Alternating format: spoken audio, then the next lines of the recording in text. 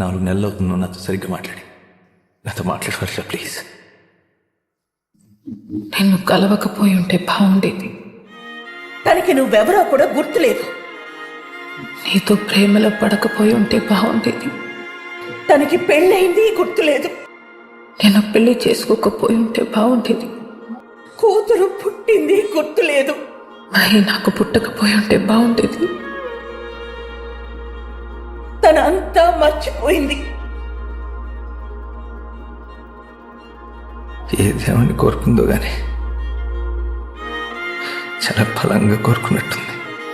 తన కంట తడి పెట్టకుండా చూసుకుందాం అనుకున్నాను. ఇంకెప్పుడు మేము తన జీవితంలోకి రావు.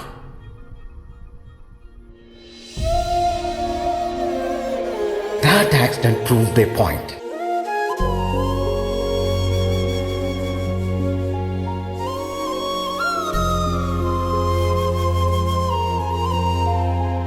యష్నా చుట్టూ నువ్వు కట్టిన ఈ గాజు మెడల్ని కూల్చాలంటే వాడికి ఒక క్షణం పడుతుంది.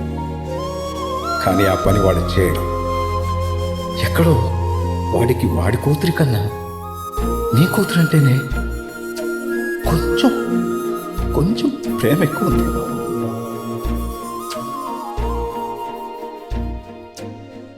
యష్నా అంత మర్చిపోయి 6 ఏళ్ళు అయిందా? ఈ 6 ఏళ్లలో ఎంత ప్రపంచం చూసింది. నువ్వున్నావు, నేనున్నా, తన ఫ్రెండ్స్, ఫ్యామిలీ ఇవన్నీ పక్కన పెట్టి రెండోసారి కూడా వాడినే వెళ్ళి ప్రేమిస్తే మనం ఏం చేయగలం? కొన్ని మనం ఎంత వేరు చేసినా వాటి దారిని అవే వెతుక్కుంటూ వచ్చి కలుస్తాయి.